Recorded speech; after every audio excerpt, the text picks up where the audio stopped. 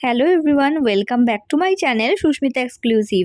আরও একটা নতুন ভিডিওতে তোমাদের সবাইকে স্বাগত জানিয়ে আজকের এই নতুন ভিডিওটা স্টার্ট করছি। আজকে এই ভিডিওর মাধ্যমে আমি তোমাদের শেয়ার করব যে কিভাবে তোমরা মাত্র ঘরে থাকা কয়েকটা উপকরণ দিয়ে খুব সহজেই বানিয়ে ফেলতে পারো এই টেস্টি ডিলিশিয়াস চিকেন পিৎজাটা। স্টেপ বাই স্টেপ পুরো ভিডিওটা দেখতে থাকো, আশা করছি তোমাদের ভিডিওটা খুব ভালো লাগবে। চলো ভিডিওটা স্টার্ট করি। গ্যাস ওভেন অন করে কড়াই বসিয়ে দিয়েছি। এরপর কড়াইয়ের মধ্যে দিয়ে দিচ্ছি সাদা তেল। সাদা তেলটা একটু গরম হয়ে গেলেই এর মধ্যে দিয়ে দিচ্ছি আমি কুচি কুচি করা পেঁয়াজ আর লঙ্কা, কাঁচা লঙ্কা দিলাম 3টে। ভালো করে একটু কিছুক্ষণ নাড়াচাড়া করে পেঁয়াজটা একটু লাল করে ভেজে নেব। পেঁয়াজটা একটু লালচে লালচে হয়ে গেলেই পেঁয়াজের মধ্যে দিয়ে দেব আদা রসুন বাটা, প্রায় 1 চামচ মতনই দিলাম। দিয়ে ভালো করে নাড়তে থাকলাম। কিছুক্ষণ ভালোভাবে পেঁয়াজ আদা রসুন সব মিশিয়ে নিলাম। তারপর এর মধ্যে দিয়ে দিলাম চিকেনের কিমাগুলো। চিকেনের কিমাগুলো দেওয়ার পর আবারও ভালো করে কিছুক্ষণ নাড়াচাড়া করলাম। ভালোভাবে সমস্তটাই মিশে গেল।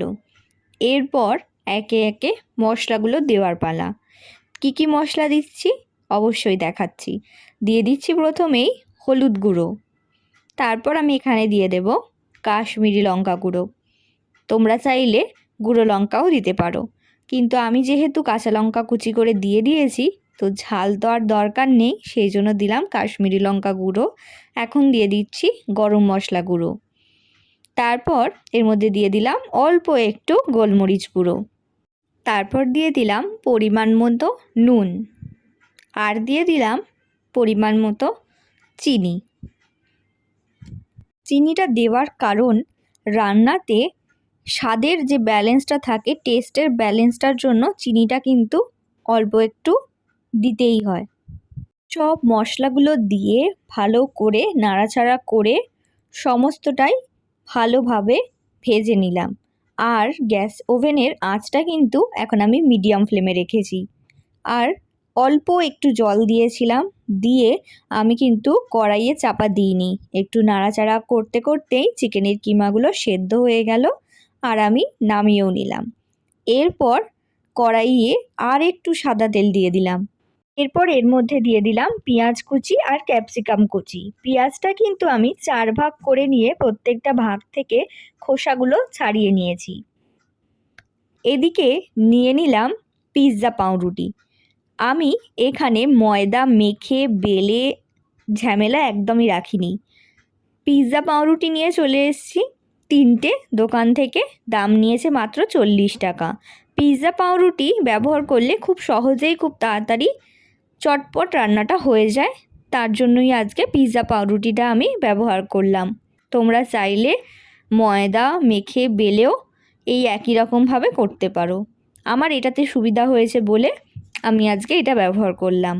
পিৎজা পাউরুটিটা নিয়ে নিয়েছি। এখন এর ওপরে টমেটো সস আমি ভালো করে লাগিয়ে নিলাম।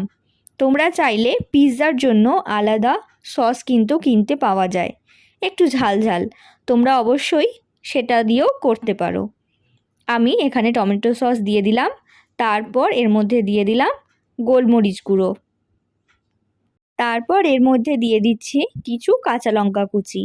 অল্প করেই দিলাম, কারণ আমি চিকেনের কিমাটা যখন রান্না করেছি তার মধ্যে কিন্তু আমি কাঁচা লঙ্কা কুচি অনেকটাই দিয়েছি, সেই জন্য। এরপর আমি দিয়ে দিচ্ছি এর ওপরে আগে থেকে ভেজে রাখা পেঁয়াজ আর ক্যাপসিকামগুলো। পিৎজা পাউরুটির ওপরে আমি সুন্দর করে সাজিয়ে চারিদিকে পেঁয়াজটা দিয়ে দিলাম আর ক্যাপসিকামগুলো দিয়ে দিলাম। যত সুন্দর তুমি খাবারটা ডেকোরেশন করবে তত সুন্দর কিন্তু খেতেও ইচ্ছা করবে, একটা অ্যাট্রাকশান আসবে। তো অবশ্যই যে কোনো খাবারই সুন্দর করে ডেকোরেট করে তুমি যদি দাও তাহলে অবশ্যই কিন্তু খেতে ইচ্ছা করবে। তাই জন্যই বেশ সুন্দর করে ধৈর্য ধরে আমি সময় নিয়ে ভালো করে পেঁয়াজ ক্যাপসিকামগুলো সুন্দর সুন্দর করে সাজিয়ে দিলাম। এরপর এর মধ্যে দিয়ে দিলাম আগে থেকে তৈরি করে রাখা চিকেনের কিমাগুলো। এগুলোও কিন্তু আমি আস্তে আস্তে ধীরে ধীরে সুন্দর করে চারিদিকে সাজিয়ে দেব। চিকেনের কিমাগুলো পুরো ভর্তি করে আমি কিন্তু সুন্দর করে সাজিয়ে দিচ্ছি। তোমাদের আশা করছি ভিডিওটা খুব ভালো লাগছে। পুরো ভিডিওটা দেখতে থাকো আর অবশ্যই এইভাবে একবার বানিয়ে খেও। আশা করছি তোমাদেরও খুব ভালো লাগবে খেতে। আর বানিয়ে খেয়ে কিন্তু একবার হলেও কমেন্ট করে জানিও যে কেমন লাগলো।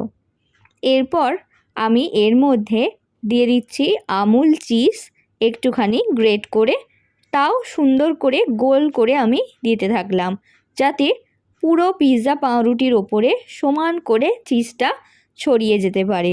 আমি এখানে আদা রসুন ছোলার যে এরকম পাওয়া যায় এইটাতে একটু ঘষে ঘষে গ্রেট করে আমুল চিজটা পুরো পিৎজা পাউরুটির ওপর দিয়ে দিলাম। পুরো ভর্তি করে চিজ দিয়েছি। দারুণ চিজই হবে কিন্তু। আমার তো দেখেই জিভে জল চলে এলো। মনে হচ্ছে যে কখন এটা পুরোপুরি রেডি হবে আর এটা সার্ভ করে আমরা টেস্ট করব।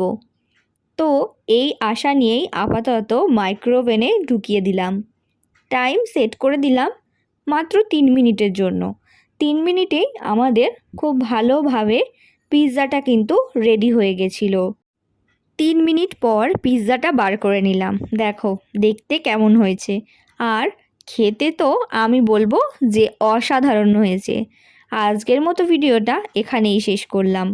আশা করছি ভিডিওটা তোমাদের খুব ভালো লেগেছে। ভালো লেগে থাকলে লাইক, শেয়ার, কমেন্ট করতে একদম ভুলো না। আর চ্যানেলে নতুন হয়ে থাকলে চ্যানেলটাকে সাবস্ক্রাইব করে দিও।